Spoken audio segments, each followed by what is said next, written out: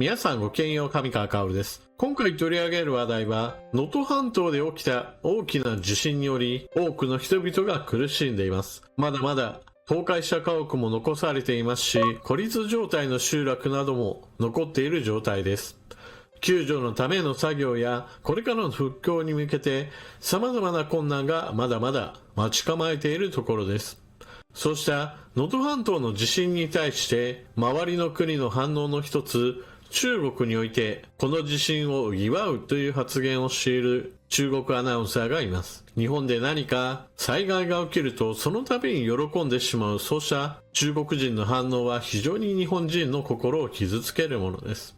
今回はそうした中国の反応とともに、一方で日本国内においても救助や復興作業に関わる人たちに対して罵倒の声を浴びせる人たちもいるということをちょっと取り上げようと思います。まずは中国のアナウンサーが問題発言をしているので、その記事から見ていきましょう。中国のアナウンサー、日本の地震は報い発言で停職処分、支出不足 vs 自然な反応。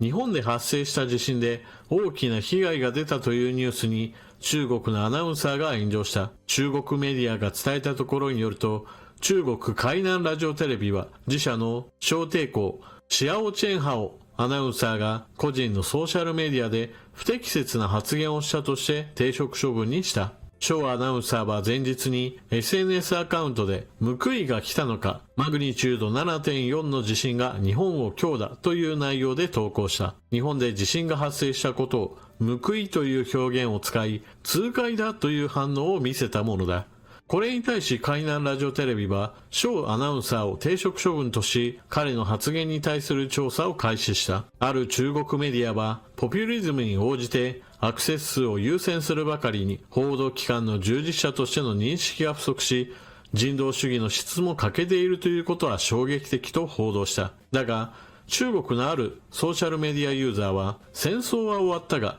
歴史を忘れることはできない。人々は多くの災難の中にいる敵を見ると、華々しく幸せに思うが、これは人間本性の自然な表現と反論したりもした。一方、共同通信は中国の SNS に能登半島の地震と羽田空港での火災を喜ぶような書き込みがあると紹介し、対日感情の悪化が背景にあると見られると報道した。日本に災害などが起きるとこれを喜んでしまう人たちが中国や韓国を中心としていることは残念ながら事実です。それぞれの国においてそのような発言、行うことそれ自体を特に悪いと考えていない人たちが一定数いるからです。これは何と言ってもその国における教育において、日本は昔々こんなことをしたんだから今の日本人はとんでもない悪い奴らの子孫だというような考え方を植え付ける教育といったものが長年行われており、これに伴って日本に何か悪いことがあるとそれを喜ぶ土壌といったものが存在するからです。こういった反応をする人たちが出るというこれ自体はおそらくは教育そのものが是正されない限り、そして是正されたとしてもその教育を受けた人たちが生きている間はなかなか改善されないと思います。日本にできるのはこうした韓国や中国の人々の異常な反応といったものを世界各国へと訴えかけ、このように人の不幸を喜ぶ土壌がこれらの国にあるんですよということを一つの事実としてお知らせすることでしょう。そしてそのようなことを知らせることによって、これらの国が日本に対して何か異常な政策を取ったときに、ああなるほど以前から言われていた話がこんなところにもまた現れるのかといった具合にして、他の国々からの理解を得ることがしやすくなります。日本の外交もそうした相手が悪意を持って行動するのであれば逆手に取るような外交といったものも私は必要だと思います。さてそれでは地震への対応なのですが、この点でも少し見ておきましょう。今回の能登半島の地震なのですが、陸路がかなり寸断されている問題があります。大都市圏であれば様々なところから違う道を使って物資を運び込むといったことも可能なのですが、集落などへ通じる道がそもそも一本しかないといった場所もあり、そのような道路が破壊されていることもあり、物資が届かない場所といったものもまだまだあります。そうした孤立状態にある場所への物や人の輸送には自衛隊が積極的に活用されています。ヘリコプターであったり船を使って物や人の行き来といったものが行われているのです。現在、避難している人たちの生活を支えるための災害支援物資の集積といったものが進められています。日本では災害が様々ありますから、それらに対する対応も少しずつ改善してきています。災害が起きたならば、どのくらいの人数にどのくらいの物資がどのほどの頻度で必要なのかといったことがある程度わかるようになってきたために、それらの物資の集積というものが進められています。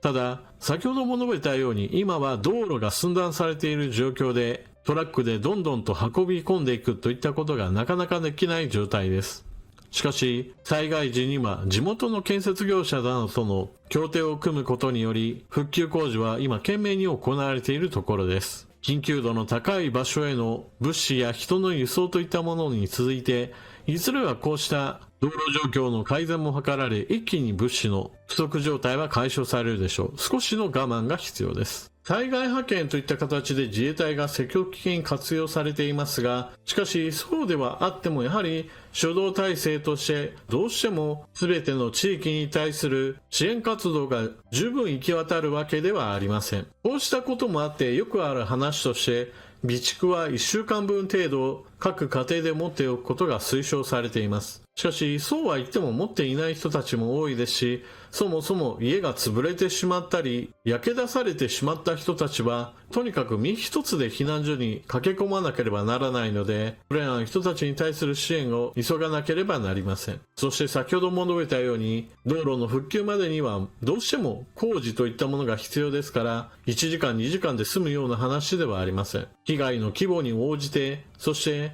道路が何本も様々なところから行き来できるような場所ではないといった土地の特性といったものもあって、もう少しの辛抱が必要なのです。このように少しの辛抱が必要ですという話をしても残念ながら、なんで今すぐ避難所に食料が行き渡らないんだ、現場では〇〇が足りないぞと言っているじゃないか、なんでそれらはすぐにでも届かないんだといった具合にして、現状に強烈な不満を述べる人もいます。もちろん問題があることそれ自体は確かにその通りなのですが、しかしその批判の中には今回取り上げたような中国のアナウンサーと似たような感じでやたらめったらと行き過ぎた批判を行う人たちもいます。例えば災害支援で今自衛隊が活動していますよという話をしましたが、自衛隊の存在そのものを認めない、なんでこのような人殺しの訓練を受けているような人たちを受け入れなければならないんだ、災害地に入るななどといったいわゆる自分たちの政治的な主張の場として今回の災害を活用しようとする人たちもいます。また同じような話として今困っている人たちがいるのに、これら困っている人たちに対しての支援が不十分ではないか、これは政府の怠慢でさっさとこの政権はなくなってしまえなどといったこれまた極端な意見を言う人たちもいます。しかしそのような不満を述べている人たちが同時に募金を受け付けますよとしてあたかも災害支援のために募金を使うかのような錯覚をさせるような政党などもあります。訴えている内容としては今困っている人たちがいる、この困っている人たちに対して様々な支援の手を届けなければならないというような演説やもしくはそのような訴えかける内容の文章などを発表し、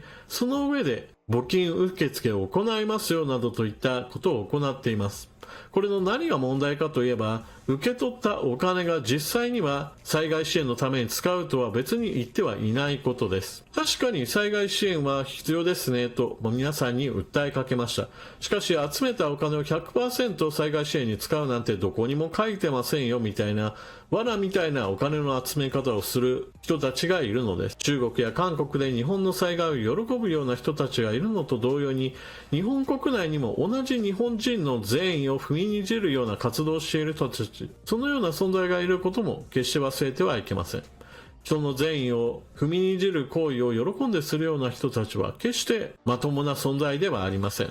というわけで今回は中国のアナウンサーが日本の災害を喜んでいるといったことから停職処分を受けました。しかし日本国内にも災害支援を行っている自衛隊やもしくは政府の行動に対して行き過ぎた批判や、もしくは日本人自身の困っている人たちを助けたいという思いを踏みにじるような募金の集め方をしている人たちがいることについて言及しました。外に目を向けて警戒するだけではなく、内側にも問題人物たちがいるということは決して忘れないようにしましょう。というわけで今回の動画はここまで。最後までご視聴いただきありがとうございました。チャンネル登録していない方はぜひともチャンネル登録していってください。そして動画を見終わったら評価ボタンのクリックとあなたの感想、コメントをよろしくお願いします。それでは次の動画でまたお目にかかりましょう。またね。